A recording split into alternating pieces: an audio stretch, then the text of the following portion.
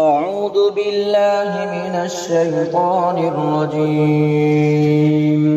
بسم الله الرحمن الرحيم. سيقول السفهاء من الناس ما ولاهم عن قبلتهم التي كانوا عليها قل لله المشرق والمغرب يهدي من يشاء إلى صراط مستقيم. وكذلك جعلناكم أمة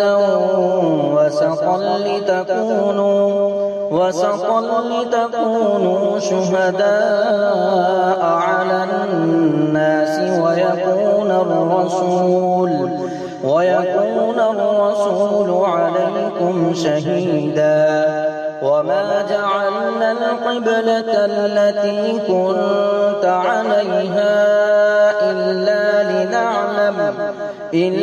لنعلم من يتبع الرسول ممن ينقلب على عقبيه وإن كانت لكبيرة إلا على الذين هدى الله وما كان الله ليضيع إيمانكم إن الله بالناس لرءوف رحيم.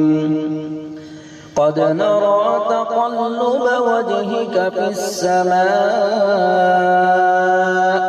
فلنولينك قبلة ترضاها فول وجهك شطر المسجد الحرام وحيث ما كنتم فولوا وجوهكم شطره وإن الذين أوتوا الكتاب ليعلمون أنه الحق من ربهم وما الله بغافل عما يعملون. ولئن أتيت الذين أوتوا الكتاب بكل آية ما تبعوا قبلتك وما أنت بتابع قبلتهم وما بعضهم بتابع قبلة بعض.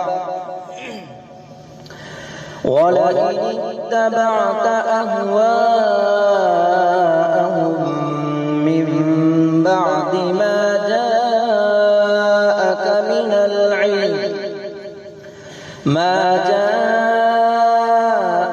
من العلم إنك إذا لمن الظالمين. الذين آتيناهم الكتاب يعرفونه كما